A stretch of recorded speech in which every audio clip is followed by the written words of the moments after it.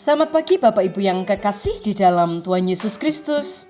Pagi hari ini saya Eko Wahyu Suryaningsih kembali menyapa dengan kebenaran firman Tuhan yang terdapat dalam Mazmur 139 ayat 7 dan 8. Mazmur 139 ayat 7 dan 8. Kemana aku dapat pergi menjauhi roh-Mu? Kemana aku dapat lari dari hadapan-Mu? Jika aku mendaki ke langit, Engkau di sana. Jika aku menaruh tempat tidurku di dunia orang mati, di situ pun Engkau. Amin. Bapak, Ibu, dan saudaraku yang kekasih di dalam Tuhan, ada seorang pengacara terkenal yang mempunyai seekor burung starling atau burung jalak. Setiap pagi sang pengacara melatih burung itu untuk berbicara, sehingga burung itu pandai berbicara dan mengenali suara tuannya dengan baik. Burung starling itu diletakkan di kantor kerjanya.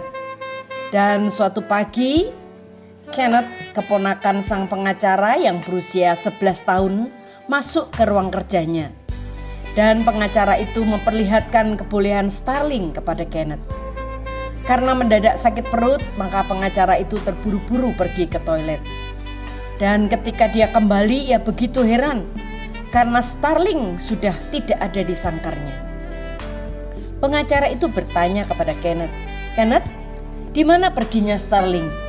"Saya tidak tahu, Paman," jawab Kenneth. "Bukankah tadi starling ada di sangkarnya?" tanya pengacara itu kembali. Kenneth tidak tahu kemana perginya starling. "Lihat, Paman, pintu sangkarnya terbuka, barangkali ia terbang." Tiba-tiba pengacara itu memanggil, "Starling, di manakah engkau, sayang?" Wajah Kenneth tiba-tiba pucat karena dari balik bajunya terdengar sahutan, "Aku di sini, Tuan." Bapak, Ibu, dan saudaraku yang kekasih di dalam Tuhan, Kenneth begitu tertarik pada kepintaran si starling sehingga di hatinya timbul keinginan untuk memilikinya. Menurut pemikiran Kenneth, tempat yang paling aman untuk menyembunyikan starling adalah di balik bajunya. Setelah memasukkan starling kembali ke sangkarnya, maka pengacara terkenal itu mengajari kepada Kenneth tentang pengakuan dan kejujuran. Menyembunyikan kesalahan atau dosa akan membuat hati menjadi gelisah. Ketika seseorang berbuat dosa dan memutuskan untuk menyembunyikan kesalahannya itu, disadari atau tidak disadari, sesungguhnya ia sedang berusaha untuk menyembunyikan dosanya dari hadapan Tuhan. Tetapi kemana kita bisa bersembunyi dan menjauhi Tuhan yang Maha Tahu itu? Daud sungguh menyadari kebenaran itu, sehingga ia menuliskannya dalam Mazmur yang indah. "Kemana aku dapat pergi menjauhi roh-Mu? Kemana aku dapat lari dari hadapan-Mu? Jika aku mendaki ke langit, Engkau di sana. Jika aku menaruh tempat tidurku di dunia orang mati, di situ pun Engkau.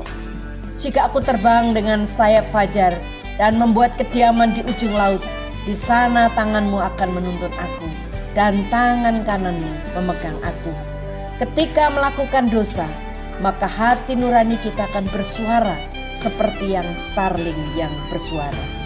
Tuhan telah menempatkan hati nurani di dalam diri kita masing-masing untuk mengingatkan dan menegur manakala kita berbuat dosa atau menyimpang dari jalan-jalannya. Roh Kudus pun mengingatkan kita untuk kita mengakui dosa kita di hadapan Tuhan. Jangan pernah menyimpan dosa sekalipun di bagian terdalam dari hati kita. Mari kita akan datang pada Tuhan. Roh Kudus akan memberikan pertolongan kepada kita.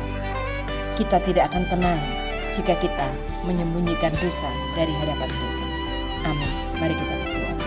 Tuhan Yesus, ampuni kami jika kami sering menyembunyikan dosa di hadapan-Mu.